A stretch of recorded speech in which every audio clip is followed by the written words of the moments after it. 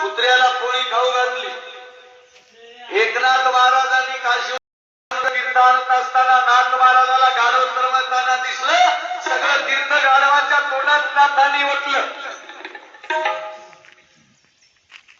त्याच्या पुढे जाऊन नामदेव महाराज कुत्र जेव्हा पोळी घेऊन पळू लागलं तर त्याच्या मागे तुपाची वाटी घेऊन लागले. म्हणजे कुत्र्याला म्हणले जेव्हा नुसती पोळी कशी खाताय तुपही लावून खा.